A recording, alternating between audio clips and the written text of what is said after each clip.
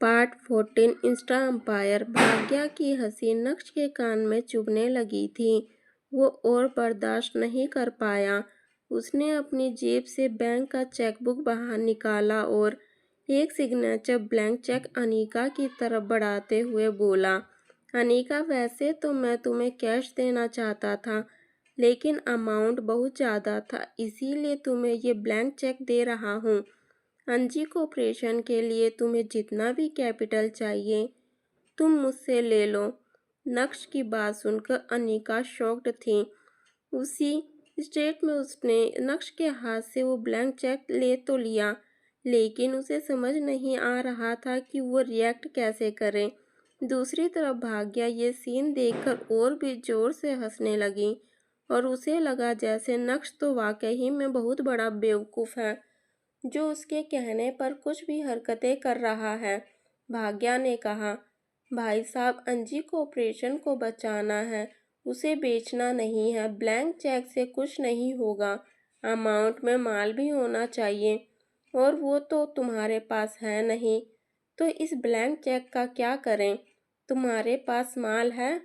नक्श ने मुस्कुराते हुए भाग्या से पूछा।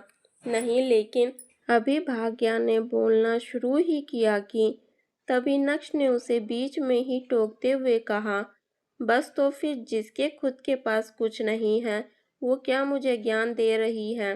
नक्श की बात सुनकर भाग्या को अंदाजा हुआ कि नक्श ने उसका पोपट कर दिया है।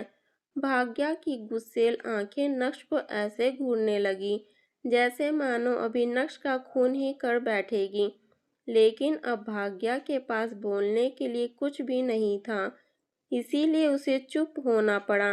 भाग्या की बोलती बंद करने के बाद नक्श ने अनीका को देखा, जो अभी भी नक्श की बात पर यकीन नहीं कर पा रही थी और वो उस ब्लैंक चेक को साइड में ही रखने वाली थी कि तभी नक्श ने कहा, अनीका, तुम नेट बैंकिंग के जरिए इस अमाउंट में मौजूद अमाउंट चेक कर सकती हो।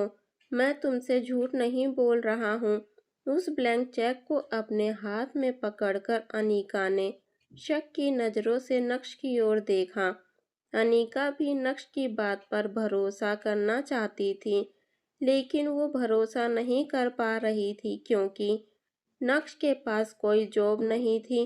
पूरे दिन तो नक्श घर में बैठा रहता है, घर के सारे काम करता है।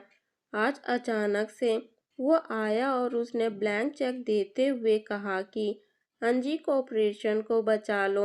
अगर अनीका की जगह कोई भी होता तो उसके लिए भी नक्श की बात पर यकीन करना उतना ही डिफ़िकल्ट होता जितना अभी अनीका को हो रहा था।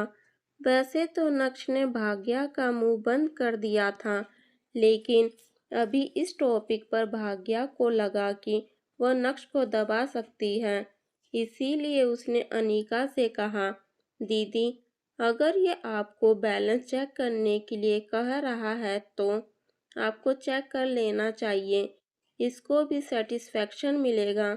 वैसे भी होने कुछ नहीं है, मुझे तो पता ही है कि इसके अमाउंट में कितना पैसा होगा। यह बोलते हुए भाग्या ने अपने दोनों हाथों को कमर पर रखा और नक्श की ओर देखकर मुस्कुराने लगी। अब हर तरफ से अनीका को प्रेशर फील हो रहा था। उस ब्लैंक चेक को कसकर पकड़ते हुए अनीका ने एक बार फिर से नक्श की ओर देखते हुए कहा, क्या तुम वाकई में चाहते हो कि मैं तुम्हारे अकाउंट का बैलेंस चेक करूं? हाँ, बिल्कुल, मैं तुमसे झूठ नहीं बोलूँगा।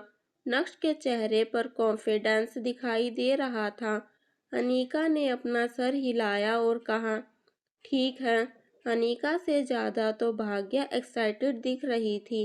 भाग्या ने तुरंत ही लैपटॉप ऑन किया और फिर HDFC बैंक की नेट बैंकिंग साइट ओपन की। उसके बाद का सारा काम अनीका को करना था। जब नक्श ने देखा कि लैपटॉप अनीका के हाथ में आ गया तो तुरंत ही नक्श ने अनीका को कस्टमर ID बताया और धीमी आवाज़ में बोला, पासवर्ड तुम्हारा बर्थडे है। यह सुनकर अनीका ने तुरंत ही नक्श की ओर देखा और फिर अपना मुंह नीचे करते हुए पासवर्ड टाइप करने लगी। पासवर्ड एंटर करने के बाद जैसे ही बैंक की साइड ने उस अमाउंट का बैलेंस दिखाया, वैसे ही अनीका के तोते उड़ गए। उस अकाउंट में पूरे 5 करोड़ रुपए थे। जब भाग्या की नज़र लैपटॉप स्क्रीन पर गई तो उसका मुंह भी खुला का खुला रह गया था। यह कैसे हो सकता है? कहते हुए भाग्या पूरी तरह से शॉक्ड नजर आ रही थी। इसी बीच चित्रा भी घर आ गई और जब उसने ये सिचुएशन देखी तो वह तुरंत ही चौंक उठी और बोली, क्या हो गया? तभी चित्रा की नज़र भाग्या पर पड़ी। केम छो भाग्या, शू करे छे? यह बोलते हुए अब चित्रा ने भाग्या से सवाल किया। भाग्या ने तुरंत ही चित्रा का ध्यान लैपटॉप स्क्रीन की तरफ बढ़ाया और जब चित्रा की नज़र भी 5 करोड़ रुपयों पर पड़ी तो वो भी पूरी तरह से स्टन्ड थी। तुम्हारे पास इतना सारा पैसा कहाँ से आया? चित्रा ने अनीका से पूछा। अनीका ने पहले अपनी माँ को देखा और उसके बाद नक्श की ओर देखकर अपने होठों को दांतों से दबाते हुए बोली, नक्श ने मुझे दिए। क्या? नक्श ने दिए? चित्रा को अनीका की बात पर यकीन नहीं हो रहा था। तभी चित्रा ने नक्श की ओर देखते हुए पूछा, तुम्हारे पास इतना सारा पैसा कहाँ से आया? नक्श ने मुस्कुराते हुए अपनी उंगली हिलाते हुए कहा, यह मैं नहीं बता सकता, इसीलिए पूछिए भी मत। बस इतना कह सकता हूँ कि यह पैसा सही सोर्स से आया है, गलत तरीके से नहीं आया है। इसीलिए अनीका तुम आंख बंद करके इसका इस्तेमाल कर सकती हो। यह बोलने के बाद नक्श ने अपनी एक नज़र भाग्या पर डाली और सर खुजाते हुए बोला, कैसे कैसे लोग हैं इस ज़माने में, बेइज्जती होने के बाद भी वहीं खड़े रहते हैं। शायद ऐसे लोगों के पास कोई काम धंधा नहीं है। यह सुनकर भाग्या पूरी तरह से स्टन रह गई थी। जिस आदमी के मुंह में पहले जुबान नहीं थी, आज वही जुबान कैंची की तरह चल रही थी और लगातार भाग्या की बेइज्जती करती जा रही थी। शर्म और गुस्से के मारे भाग्या का चेहरा पूरा लाल हो गया था। इससे पहले कि भाग्या कुछ बोलती, अनीका ने नक्श का हाथ पकड़ा और तुरंत ही उसे बेडरूम में ले गए। नक्श, इस कमरे में केवल हम दोनों ही हैं। अब मुझे सच सच बताओ कि तुम्हारे पास इतना सारा पैसा कहाँ से आया? बेडरूम में जाने के बाद अनीका ने तुरंत ही दरवाज़ा बंद किया और उसे लॉक करते हुए धीमी आवाज़ में नक्श से कहा। नक्श ने अनीका के चेहरे पर टेंशन वाला रूप देखा, लेकिन मन ही मन नक्श को ये सब बहुत अच्छा लग रहा था। पहली बार अनीका ने नक्श का हाथ पकड़ा था। पहली बार अनीका को नक्श ने इतनी चिंता करते हुए देखा था। अनीका को नक्श की ही चिंता थी ना? शायद। थोड़ा सोचने के बाद नक्श ने सोचा कि क्यों ना अनीका के सामने अपना सच लेकर आया जाए। नक्श ने अनीका से कहा, अगर मैं तुम्हें कहूँ कि मैं एक कंपनी का बहुत बड़ा बॉस हूँ और यह पैसा तो मेरे लिए कुछ भी नहीं है, तो क्या तुम्हें मुझ पर यकीन होगा? नक्श की बात सुनकर तुरंत ही अनीका ने नक्श का हाथ छोड़ा और 2 कदम पीछे हटते फिर नफरत भरी नजरों से नक्श की ओर देखते हुए बोली, मजाक करने की ज़रूरत नहीं है। छोड़ो, अगर तुम्हें नहीं बताना है तो मत बताओ। मेरे पास भी इतना समय नहीं है कि मैं तुमसे बार बार पूछूं, लेकिन तुम्हें मुझसे वादा करना होगा कि यह पैसा लीगल तरीके से आया है। उम्मीद करती हूँ कि यह पैसा इलीगल नहीं है, वरना मुझे इन पैसों की कोई ज़रूरत नहीं है। कंपनी बनकरुप्त हो जाती है तो हो जाने दो। तुम्हारी वजह से मुझे और किसी मुसीबत में नहीं फंसना है। अनीका की बात सुनकर नक्श ने गहरी सांस ली और बोला, परेशान मत हो, ये पैसा लीगल है, आराम से खर्च करो और अपनी कंपनी को कर्ज के मुंह से बाहर निकालो। अनीका अभी भी नक्श को शक की नज़रों से घूर रही थी। उसके बाद अनीका ने नक्श के ब्लैंक चेक को साइड में रखा और बोली, ठीक है, मैं तुम पर भरोसा कर रही हूँ। तुम भी चिंता मत करो, मैं यह पैसा तुम्हें जल्द लौटा दूंगी। जितना जल्दी हो सके उतना जल्दी, ओके। नक्श ने अपना हाथ हिलाया और सबसे पहले कमरे से बाहर आकर नक्श ने देखा कि भाग्या तो वहां से जा चुकी थी। यह जानकर नक्श को अच्छा नहीं लगा। शायद नक्श भाग्या की ओर खिंचाई करना चाहता था। तभी इतने में चित्रा वहां आई और उसने फिर से नक्श से पूछा, तुम्हारे पास 5 करोड़ रुपए कहाँ से आए? इतने में अनीका ने अपनी माँ को साइड में किया और उनके कान में कुछ बोलने लगी। उसके बाद से चित्रा ने कोई सवाल जवाब नहीं किया। हालांकि नक्श के प्रति उसका एटीट्यूड पहले से थोड़ा जेंटल हो गया था।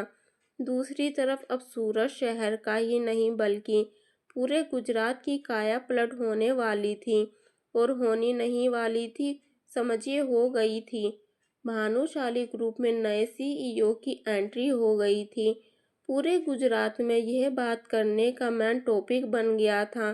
अब जब भानुशाली ग्रुप नए सीईओ के साथ मार्केट में उतरा तो बहुत सारी एंटरटेनमेंट कंपनी उनके साथ टाई अप करते हुए अपनी किस्मत आजमाना चाहती थी। लेकिन सीईओ साहब ने सभी को लाल झंडा दिखा दिया था। यहाँ तक कि उन कंपनी को भी जो पहले कई सालों से भानुशाली ग्रुप के साथ काम करते हुए आ रही थी। नक्श ने सभी का कॉन्ट्रैक्ट खत्म कर दिया था। पहले ही दिन से नक्श ने अपने तरीके से काम करना शुरू कर दिया था और आगे आगे नक्श ने जो किया उससे भानुशाली ग्रुप खूब सुर्खियां बटोरने लगा था। लॉजिकली बात की जाए तो अभी तक भानुशाली ग्रुप ने जिस भी कंपनी के साथ टाई अप किया है वह सभी हाई प्रोफाइल कंपनी थी। कुछ सूरत की, कुछ अहमदाबाद की तो कुछ मुंबई की। लेकिन इस बार जब लोगों ने जावेरी खानदान के बारे में सुना तो उन्हें बहुत शॉकिंग लगा। बहुत लोगों ने अनीका जावेरी के बारे में सुना ही नहीं था और जावेरी परिवार भानुशाली ग्रुप के साथ डील करने चला गया। ऐसा नहीं है कि सूरत शहर में कोई जावेरी खानदान को जानता नहीं था, बिल्कुल जानते थे।